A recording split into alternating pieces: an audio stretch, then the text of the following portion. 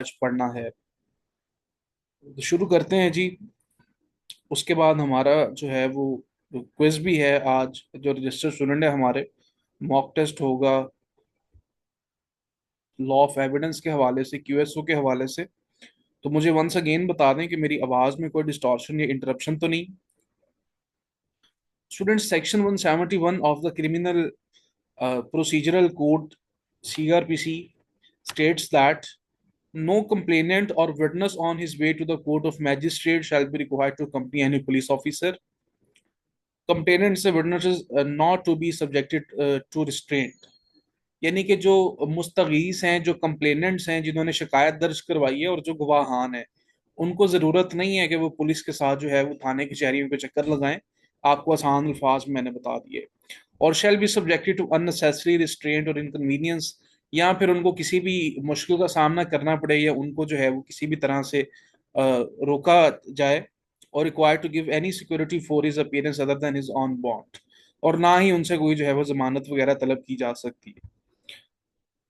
A resident complainant witness may be forwarded in custody provided that if any complainant or witness refuses to attend or to execute a bond as directed in section 170। अगर 170 में हमने क्या पढ़ा था? ठीक है,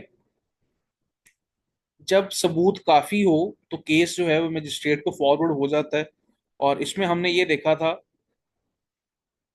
तो यहाँ पे उसी का जो है वो रेफरेंस दिया गया है कि अगर कोई भी कंप्लेनेंट या कोई भी जो है वो शिकायत कुनंदा, यहाँ पर जो गवाह है, वो रिफ्यूज करेगा या तो अपनी अपीयरेंस देने से, या फिर बॉन्ड को एग्जीक्यूट करने से, जमानत देने से, जैसे कि सेक्शन 170 में डिस्क्राइब किया गया है, तो जो एसएचओ है, इंचार्ज ऑफ पुलिस स्टेशन है, वो उसको कस्टडी में फॉरवर्ड कर देगा मजिस्ट्रेट की, जो कि उसको उस वक्त तक डिटेन कर सकता है, हिरासत में रख सकता है, जब तक कि वो अपनी जमानत ना दे दे। और until the hearing of the case is completed, यहाँ पर जब तक मुकदमा जो है उसकी पूरी समाअत मुकम्मल ना हो जाए। तो मुझे बताएं, 171 जो है वो क्लियर है? जल्दी से बताएं, यस नो में आपने बताना है। उसके बाद हमने जो है कोशिश करनी है कि आज मैक्सिमम पढ़ें भी, और हम अपना क्विज जो है वो भी कंडक्ट करें।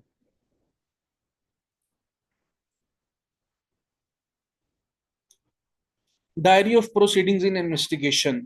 Every police officer making an investigation under this chapter shall day by day enter his proceedings in the investigation and diary setting forth the time at which the information reached him. Her police officer, अब जिस तरह से हमने ऊपर पढ़ा था कि जब जो है इन्वेस्टिगेशन इनकम्प्लीट होती है तो रिमांड ले लिया जाता है। अब हर पुलिस ऑफिसर जो कि दिन ब दिन इन्वेस्टिगेशन कर रहा है, उसने हर दिन की जो है वो जो प्रोसीडिंग है, जो कार्रवाई है, उसको अपनी डायरी में लिखना है। और उसने वो टाइम भी लिखना है जिस टाइम उसको वो मालूमात मिली, at the time which he began and close his investigation. और इवन यहाँ तक कि कोर्ट बताता है कि उसने वो टाइम भी लिखना है कि उसने कब अपनी तफ्तीश को शुरू किया और कब उसने अपनी तफ्तीश जो है वो मुकम्मल की। द प्लेस और प्लेसेस विजिटेड बाय हिम, किन जगहों पर वो गया, किन जगहों को उसने ऑब्जर्व किया। And a statement of the circumstances ascertained through the his investigation, और जो भी केस के हालात हैं वो जो है वो डायरी ऑफ प्रोसीडिंग्स में एक जो इन्वेस्टिगेशन ऑफिसर है, आईओ है, वो लिखेगा। एनी क्रिमिनल कोर्ट में send for the police diaries of a case under inquiry और ट्रायल इन सच कोर्ट। कोई भी जो मुकदमा फौजदारी की अदालत है, वो पुलिस डायरी को तलब कर सकती है, ठीक है, किसी भी केस में, खा वो इंक्वायरी में हो या ट्रायल में हो। And may use such diaries not as evidence in the case but to aid in such inquiry और ट्रायल। ख्वाह वो जो पुलिस की डायरी है, डायरी ऑफ इन्वेस्टिगेशन, वो बतौर सबूत तो इस्तेमाल नहीं होगी मुकदमे में, लेकिन वो मदद कर सकती है, एड कर सकती है, असिस्ट कर सकती है ऐसी इंक्वायरी में या ट्रायल में। Neither the accused nor his agent shall be entitled to call for such diary. और जो मुलजिम हैं, ये जो उसके नुमाइंदे हैं, उनको कोई हक नहीं है कि वो ऐसे डायरी को तलब करें या उसकी रिक्वेस्ट कर सकें। नोर शैल ही और they be entitled to see them merely because they are referred to by the court. और ना ही उनको वो डायरी जो है वो देखने की इजाजत है। But if they are used by the police officer who made them to refresh his memory, or if the court uses them for the purpose of conducting such police officer, तो अगर कोई पुलिस ऑफिसर उसको use करता है अपनी याददाश्त को ताज़ा करने के लिए कि उसने डायरी ऑफ इन्वेस्टिगेशन में क्या लिखा है, या अगर उसको अदालत यूज करती है ऐसे पुलिस ऑफिसर को कंट्राडिक्ट करने के लिए, तो फिर कानून शहादत ऑर्डर जो लॉ ऑफ एविडेंस है उसके सेक्शन 161 और 145 जो है वो अप्लाई होंगे। तो मुझे बताएं, 172 भी क्लियर है? जल्दी से बताएं। रजिस्टर्ड स्टूडेंट से पूछ लेते हैं, मोहम्मद ताहिरा, अली खान, जेबुल निसा, मंजूर अहमद, कासिम भट्टी, अशफाक चौधरी, सारा इफ्तिखार, अरसलान अली, जल्दी से बताएं यस और नो। क्लियर है? कोई परेशानी किसी किस्म की? अच्छा, अब नेक्स्ट जो सेक्शन है वो इंपॉर्टेंट है एमसीक्यू उसके हवाले से भी। सेक्शन 173 डील करता है रिपोर्ट ऑफ पुलिस ऑफिसर को। ठीक है, जो पुलिस रिपोर्ट होती है वो सेक्शन 173 के इन अकॉर्डेंस जो है वो भेजी जाती है। Every investigation under this chapter shall be completed without unnecessary delay. सबसे पहले तो ये कहा गया है कि गैर जरूरी तखीर के अलावा जो है, मतलब without any unnecessary delay, as soon as possible जो है, हर तफ्तीश जो इस चैप्टर के तहत की जा रही है, बेसिकली चैप्टर हमें बताता ही इन्वेस्टिगेशन के बारे में, उसको मुकम्मल किया जाएगा। और जैसे ही वो मुकम्मल हो जाए तो जो एसएचओ साहब हैं, incharge of the police station है, वो shall through the public prosecutor, सरकारी वकील के जरिए क्या करेंगे, नीचे पढ़ते हैं clause A, forward to magistrate empowered to take cognizance of the offence with police report. Magistrate को वो पुलिस रिपोर्ट फॉरवर्ड करेंगे ताकि वो कॉग्निजेंस ले सकें उस पुलिस रिपोर्ट के ऊपर। A report in the form prescribe by the provincial government. Report किस सूरत में जमा करवानी है, जैसी फॉर्म में सूबाई हुकूमत जो है वो डायरेक्ट करेगी, जिसमें उसने क्या क्या लिखना है, नेम्स ऑफ द पार्टीज। अच्छा, अब आपको मैं आसान अल्फाज में बता देता हूँ। जिमनी और मिसल का नाम सुना होगा आपने। अगर आपने कभी लिटिगेशंस को फेस किया है, या आप प्रैक्टिसिंग लॉयर हैं, या आपने कोई एसोसिएट्स को ज्वाइन किया हुआ है, तो ये नाम जो है, ठीक है, अब समझ आ रही है? शवेज जी, यस, ठीक है। आसिम यहाँ पे है हमारा स्टूडेंट, वो पुलिस से है, उसको पता होगा। मोहम्मद शरीफ साहब हैं, वो रिटायर्ड पुलिस ऑफिसर हैं, उनको भी पता होगा। अब सबसे पहले जो है, नेम ऑफ द पार्टीज आ गया, nature of the information, name of the persons who appear to be acquainted with the circumstances of the case. और ऐसे इंसानों के नाम जो कि एक्विनेटेड, मैंने उस दिन भी बताया था, जो कि हालातों वाकयात से वाकिफ हैं उस मुकदमे के। And stating whether the accused is arrested, has been forward in custody और has been released on his bond. और फिर उस पुलिस रिपोर्ट में ये भी लिखा जाएगा कि आया जो अक्यूज्ड है उसको गिरफ्तार किया किया तो क्या उसको जो है वो कस्टडी में है, या फिर उसको जमानत पे रिलीज कर दिया गया। And if so whether with और विदाउट श्योरिटीज, और अगर किया गया है तो आया जमानत दहिंदगान के जरिए किया गया या उनके बगैर किया गया। उसके बाद जो है वो communicate in such manner as may be prescribe by the provincial government. सूबाई हुकूमत के अपॉइंट जो है वो मुकर्रर करदा तरीके के तहत जो है वो कम्युनिकेट करेगा। The action taken by him to the person if any by whom information relating the commission of was first given. सबसे पहले उसको जुर्म की इत्तला कब मिली, इस बारे में फिर बताया गया है। Where investigation is not completed within a period of 14 days from the date of recording of the first information report under section 154। 154 के तहत क्या होता है, हमने उस दिन भी पढ़ा था, जल्दी से बताएं। कैन यू प्लीज एक्सप्लेन जिमनी और मिसली सर?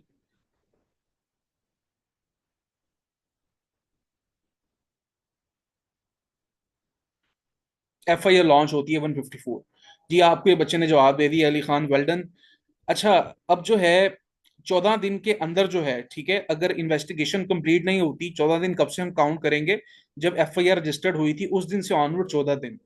तो जो एसएचओ है, पुलिस ऑफिसर इंचार्ज है, वो 3 दिन within 3 days of the expiration of such period, ऐसा वक्त गुजरने के 3 दिन बाद, forward to the magistrate the public prosecutor and interim report in the form prescribed the provincial government stating that the result of investigation made until then and the court shall commence the trial on the basis of interim report.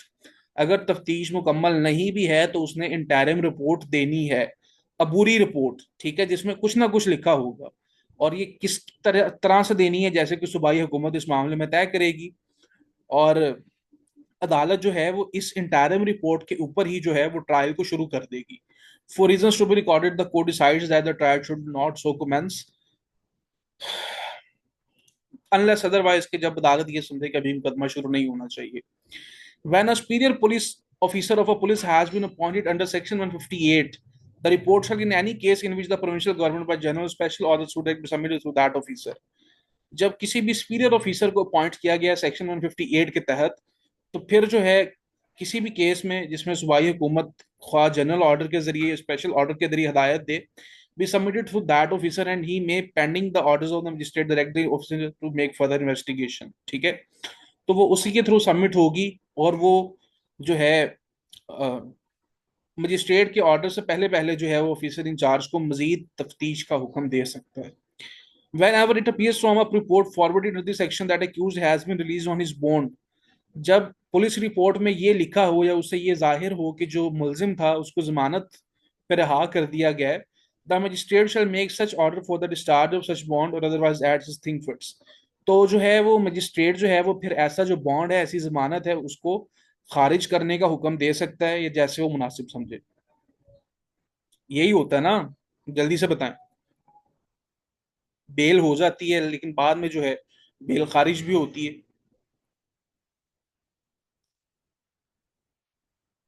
दो ही चीजें होती हैं बेटा, यहाँ तो trial में आप convict होते हैं या फिर आप एक्विट होते हैं। अगर आप एक्विट होंगे तो आपको इज्जत के साथ बाइज्जत बरी करके घर भेज दिया जाएगा। अगर कन्विक्ट होंगे तो फिर आपको अदालत से ही आपके जुर्म की सजा में जेल भेज दिया जाएगा।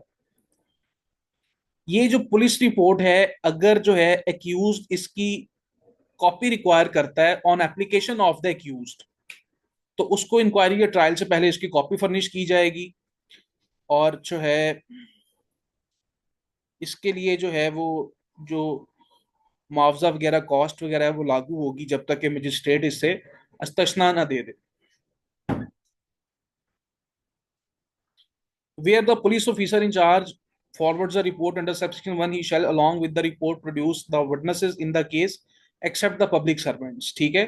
सरकारी मुलाजमीन के अलावा जब पुलिस ऑफिसर सबसेक्शन 1 के तहत रिपोर्ट फॉरवर्ड कर रहा है तो वो उसके साथ जो है विटनेसेस को भी पेश करेगा। And the magistrate shall bind such witnesses for appearance before him और some other court on the date fix और ट्रायल। और जो मजिस्ट्रेट है वो ऐसे गवाहान को पाबंद करेगा कि आगे जो फर्दर मुकदमा चलना है उसकी जो भी तारीख है उस पर वो अपीयरेंस दें, हाजिर हों। 173 जी पुलिस रिपोर्ट को डील करता था, क्लियर हो चुका है। जल्दी से बताएं। Yes no.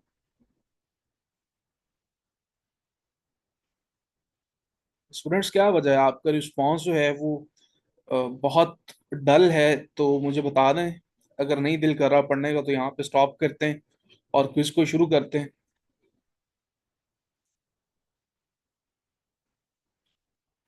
20 नंबर के एमसीक्यू जो हैं वो आपको इसमें से आने हैं, क्रिमिनल लॉ में से, जिसमें पीपीसी और सीआरपीसी है। ठीक है। तो समझना बहुत जरूरी है। अगर अभी समझ लेंगे तो फिर बाद में मुश्किल नहीं होगी बेयर एक्ट्स की, और कॉम्प्लेक्सिटी में उलझेंगे नहीं, वर्ड्स आपको नहीं, वोकैबलरी डिस्टर्ब नहीं करेगी। तो खैर एनी हाउ आगे चलते हैं। 174, police to inquire to reporting suicide, खुदकुशी वगैरह के मामलों में जो तहकीकात हैं, ये जो तफ्तीश है, officer in charge of a police station यानी कि एसएचओ और सम अदर पुलिस ऑफिसर जो कि स्पेशली तौर पे प्रोविंशियल गवर्नमेंट अपॉइंट करे in that behalf on receiving information that a person, कि अगर उसको ये इतला मिलती है कि कोई शख्स हैज कमिटेड सुसाइड, उसने खुदकुशी कर ली है, has been killed by another और बाय एन एनिमल और बाय मशीनरी और बाय एन एक्सीडेंट, या किसी दिगर शख्स से, जानवर, मशीन या किसी और हादसे से वो मारा गया है, या फिर वो मर चुका है under circumstances raising a reasonable suspicion that some other person has committed an offence, जिससे ये शक शुबा जाहिर होता हो कि ऐसे हालात में उसको कुछ और लोगों ने जुराइम के जरिए उसको जो जुराइम किया कॉमिट किया और उसके नतीजे में वो मरा है, shall immediate give intimation thereof to the nearest magistrate in power to hold inquest and unless otherwise directed by rule prescribed the pursuit commission proceed to live with the body of such a deceased person is, फौरी तौर पे जो है वो magistrate को इतला देगा। ठीक है। और फौरी तौर पे उस जगह पे जाएगा जहां पे उस डिसीज पर्सन की, मरे हुए इंसान की बॉडी जो है वो मिलेगी, in the presence of four more respectable inhabitants, मुकामी दो लोगों के साथ, ऑफ द नेबरहुड जो कि हमसाया में, मतलब कि फॉर एग्जांपल अगर किसी मोहल्ले में लाश है तो उस मोहल्ले के जो दो मुअज्जिजीन है उनको साथ लेकर। बेटा यही होता है ना जब पुलिस जाए वो कुआ पे पहुंचती है। जल्दी से बताएं। मर्डर में कह लें, सुसाइड में कह लें, कोई एक्सीडेंटल जो है एक्सीडेंट हो जाता है, रोड एक्सीडेंट हो जाता है। ठीक है।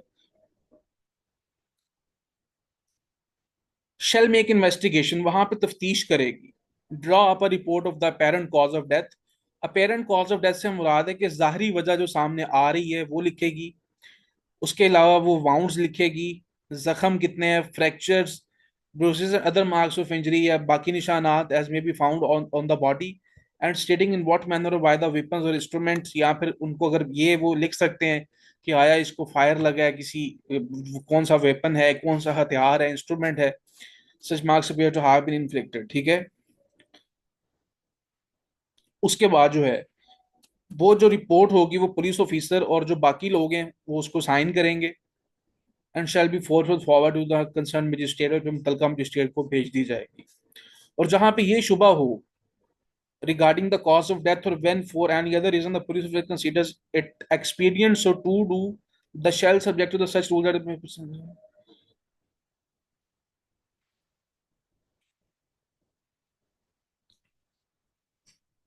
जहां पे शुबह में पड़ जाएंगे कि कॉज ऑफ डेथ क्या है या कोई और वजह है, तो फिर जो अगर पुलिस ऑफिसर जो है वो मुनासिब समझे, इफ इट कंसीडर्स एक्सपीडियंट, तो फिर क्या होगा, सूबाई हुकूमत के तहत करदा रूल्स के मुताबिक जो है वो बॉडी किसको भेजी जाएगी, नियरेस्ट सिविल सर्जन को, कि वो उसके एग्जामिनेशन करे, और other qualified medical man appointed in this behalf by the provincial government.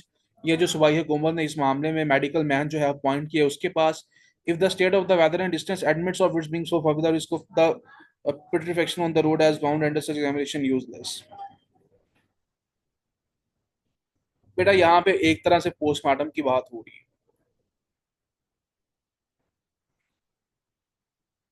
Magistrate of first class in power to hold inquest, जो मजिस्ट्रेट है दर्जा अव्वल का, वो इस नागहानी जो है मौत के बारे में तहकीकात कर सकेगा और इसका मजाज होगा। 175 पावर टू समन पर्संस।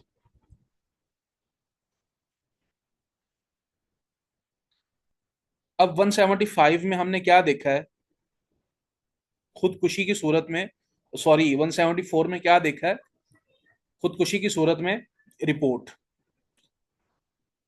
अब जहां पे भी पुलिस ऑफिसर 174 के तहत एक्ट कर रहा है, मतलब कि सुसाइड को इन्वेस्टिगेट कर रहा है, तो हमने ऊपर पढ़ा था कि बाय टू रिस्पेक्टेबल इनहैबिटेंट्स, तो यहाँ पे उनको समन करने के बारे में बताया गया है कि वो बाय ऑर्डर जो है वो समन भेजेगा ऐसे दो लोगों को कि वो आए और ऐसी इन्वेस्टिगेशन को अटेंड करें। और वो लोग ऐसे होंगे जो कि हालातों वाकयात से और circumstances and facts of the case, case के हकाइक से वाकिफ होंगे।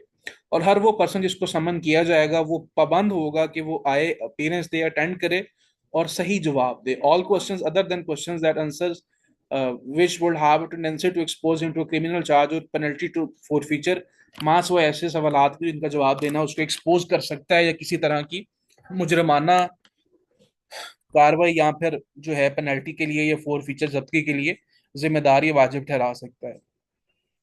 If the facts do not disclose the cognizable offense to be section 170 applies, this person shall not be required by the police officer to attend a magistrate's court। अगर हकाइक से जो है वो कोई भी काबिल दस्तंदाजी जुर्म साबित नहीं होता जिस पे सेक्शन 170 अप्लाई होता है, तो फिर ऐसे इंसान जो है वो लाजमी नहीं होगा कि वो पुलिस के साथ जो है वो मजिस्ट्रेट की अदालत में हाजिर हो। Inquiry by magistrate in the cause of death.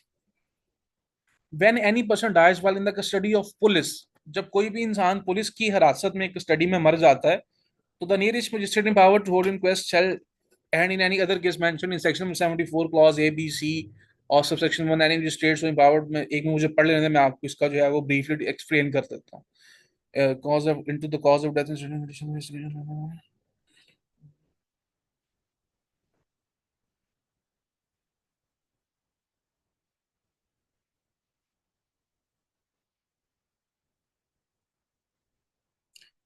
बेटा यहाँ पे जो है सारा कुछ मजिस्ट्रेट ने करना है। अगर पुलिस जो है वो पुलिस की कस्टडी में बंदा मर जाता है, तो फिर जो नियरेस्ट मजिस्ट्रेट है जो इम्पावर्ड है जिसके पास इख्तियारात हैं, वो सेक्शन 174 में जो भी हमने, अब सेक्शन 174 में पुलिस ऑफिसर के पास इख्तियारात थे, अब उसके पास ये मजिस्ट्रेट के पास आ गए 176 में, वो इंक्वायरी करे, कॉज ऑफ डेथ को मालूम करे। और फिर नीचे बताया गया है कि जहां पे कॉज ऑफ डेथ मालूम नहीं होती वहां पे जो है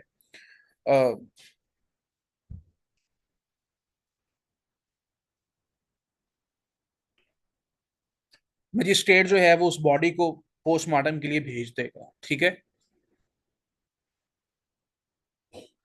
यहाँ पे आगे जी हमारा चैप्टर जो है वो खत्म हो जाता है। और नेक्स्ट है हमारे पास chapter 16 of complaints to magistrates. Magistrates के पास जो है वो जो कंप्लेंट्स, इस्तगासा जिसे हम कहते हैं, ठीक है, तो ये हम पढ़ेंगे कल। मुझे ये बताएं कि जितना हमने आज तक पढ़ा है वो समझ में आ गया। जो रजिस्टर स्टूडेंट्स हैं उनके पास जो है वो नोट्स मौजूद हैं और वो इसको जो है वो वहां से भी देख सकते हैं। और अब जो है वो हम क्विज शुरू करते हैं। सो आपने जो है वो मुझे जल्द से जल्द जवाब देने। सबसे पहले जो है वो मैं क्यूएसओ का हमारा आज क्विज है जी, तो क्विज स्टार्ट करते हैं। शुरू करें जी।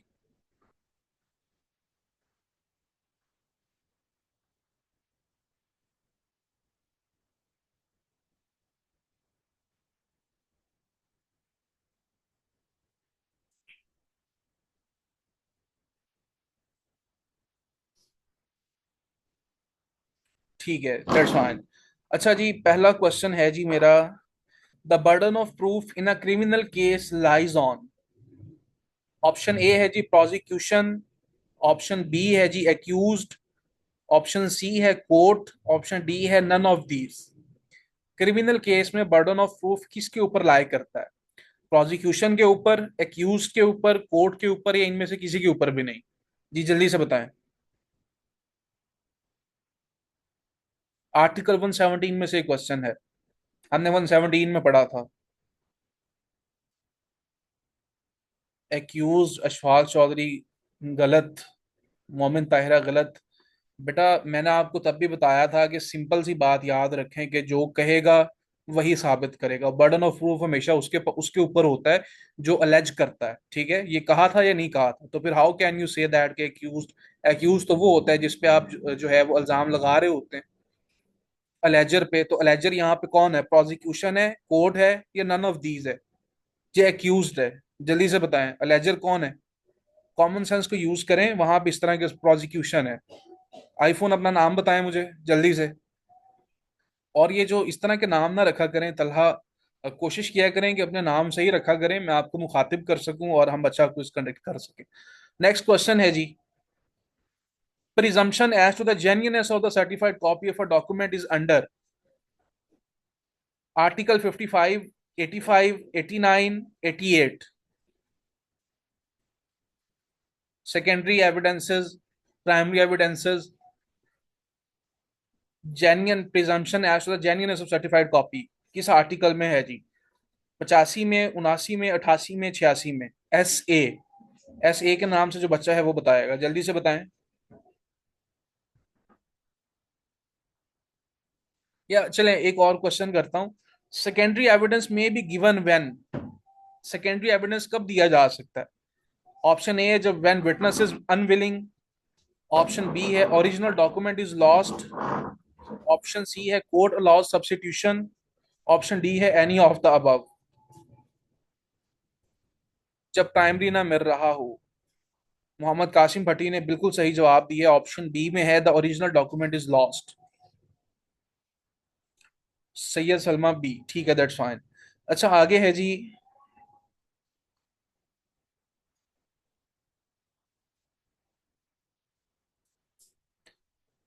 A confession made in police custody is inadmissible unless made before magistrate. Option A है before DSP, before SHO, in open court। जी बताएं। पुलिस कस्टडी में जो कन्फेशन होता है बिफोर मैजिस्ट्रेट, अली खान 110%। जेबुन्निसा आपसे मेरा क्वेश्चन है जी, आप मुझे बताएं who bears the burden of proof under article 118 QSO? Option A है कंप्लेनेंट, ऑप्शन बी है पुलिस, ऑप्शन सी है person who asserts the fact, option D है जे विटनेस।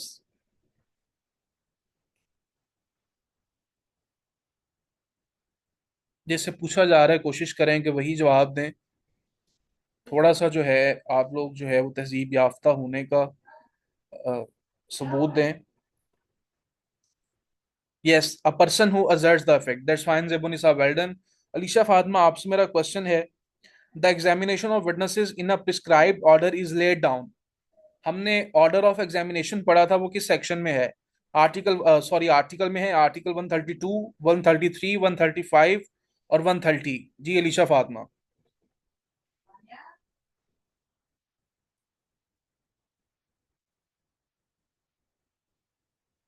याद है ना आपको? Chief, cross, re examination. Momin Tahira आप बताएं। Is there any other body? Leading question can be asked during. Leading questions कब पूछे जा सकते हैं? एग्जामिनेशन 132 गलत है जी, इसका जवाब जो है वो 135 है। लीडिंग क्वेश्चंस कब पूछे जा सकते हैं? When the leading questions can be asked examination in chief के दौरान, क्रॉस एग्जामिनेशन के दौरान, री एग्जामिनेशन के दौरान। आर्गुमेंट स्टेज पे जाके। ये भी मैंने आपको बड़ा हाईलाइट करके एमसीक्यूज बताया था कि व्हेन लीडिंग क्वेश्चंस में भी आस्क। क्वेश्चन है जी मोमिन ताहिरा से हो गया, मंजूर अहमद से, आप बताएं। अलीशा फातिमा अपना कैमरा ऑफ करें, आपका कैमरा बाय मिस्टेक मेरा ख्याल ऑन है, आपकी वीडियो आ रही है जी। क्रॉस एग्जामिनेशन जेबुन्निसा, वेल्डन जेबुन्निसा, लेकिन जिसे पूछा जाए वही बताएं। मोमिन ताहिरा क्रॉस एग्जामिनेशन, मंजूर अहमद साहब आपने जवाब नहीं दिया। अच्छा आगे है जी। A witness may be cross-examined without being first examined in chief। Option A है in all cases, option B है only with court permission, only if is a hostile witness, और ऑप्शन डी है नेवर। जी बताएं।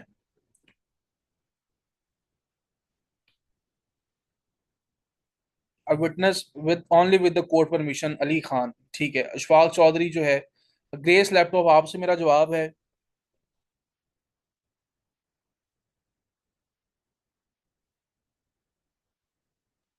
आपसे मेरा सवाल है जी, अब मेरा यहाँ पे राना कलीमुल्लाह से, राना कलीमुल्लाह और अशफाक, आप दोनों में से मुझे बताएंगे। आप मुझे ये बताएं, कौन सा आर्टिकल है जो कि प्राइमरी और सेकेंडरी एविडेंस को डिफाइन करता है? Article 73, article 74, article 75, article 76। Ji.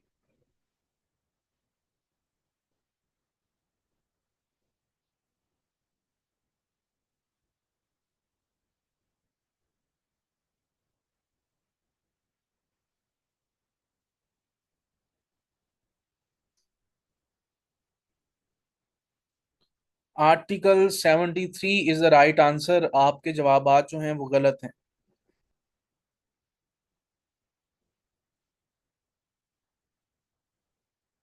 Opinion of handwriting expert is, option A है फाइनल, ऑप्शन बी है बाइंडिंग, ऑप्शन सी है relevant but not conclusive, option D है इनएडमिजिबल। जी। Opinion of the third person हमने जब पढ़ा था, और उसमें ये एमसीक्यूज मैंने आपको बताया भी था। Relevant but not conclusive, Shahryar, well done. चलें जी, जर्नल क्वेश्चन है।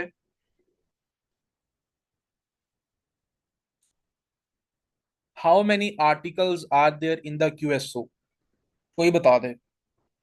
सलमा बुखारी, लरोश 166। अच्छा ये मुझे भी नहीं पता, वैसे पक्की बात है 166 है। ठीक है, दैट्स फाइन। अच्छा अब जो है लॉ ऑफ एविडेंस में, ठीक है आपका क्विज जो है वो ऑलमोस्ट ठीक है। आई एम ग्लैड कि आप लोगों ने अच्छी तरीके से तैयारी की है। No it's 163।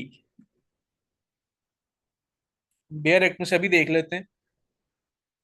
ये तो वैसे मेरे जहन में आया तो मैंने आप लोगों से पूछा, क्योंकि इस तरह के क्वेश्चन भी पूछे जा सकते हैं, ठीक है।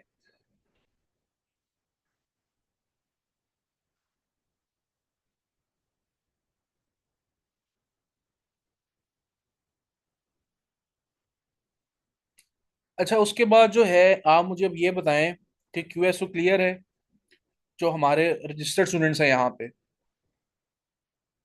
आज जो हमने क्रिमिनल लॉ पढ़ा है ये क्लियर है। अब कल जो है मुझे किस चीज का क्विज देंगे आप लोग? सीपीसी के सेक्शंस पे आ जाएं, 10 नंबर के सेक्शंस हैं। जी बिल्कुल, क्यूएसओ टफ है, थोड़ा सा टेक्निकल है, लेकिन आप इंशाल्लाह कर जाएंगे। आपने किया है, आपकी जो परफॉर्मेंस है वो आपके सामने है। मजीद मेहनत को जारी रखें। 6 दिन हमारे पास मजीद हैं, और इंशाल्लाह जो है इन 6 दिनों में हमने लॉग एड को क्रैश करना है हर हाल में, ठीक है, क्योंकि ये आप लोगों के मुस्तकबिल का सवाल है। अगर 6 दिन मेहनत कर लेंगे लाइसेंस लेने के लिए तो कोई ज्यादा नहीं है। अभी भी जो है वो कोशिश करें कि बार बार पढ़ते रहें। बार बार पढ़ने से जो है आपकी जो है कॉन्फिडेंस आपका डेवलप होता है। चीजें आज आप गो थ्रू करते हैं तो आपकी जो है वो शॉर्ट टर्म मेमोरी में बैठ जाती हैं। कल सीपीसी के सेक्शंस का क्विज है जी, सीपीसी के सेक्शंस का, ठीक है। बेयर एक्ट्स में से आपने सीपीसी के सेक्शंस को पढ़ना है, और बहुत छोटे हैं, ठीक है। 10 नंबर के सवाल हैं, ठीक है। 10 नंबर के एमसीक्यूज आने हैं। ऑर्डर्स का तो हम क्विज ले चुके हैं। सेक्शंस में से 10 नंबर के सवाल हैं। तो बाकी जो है इंशाल्लाह मिलते हैं कल की क्लास में, तब तक के लिए अपना बहुत सा ख्याल रखें। खुश रहें। अल्लाह हाफिज।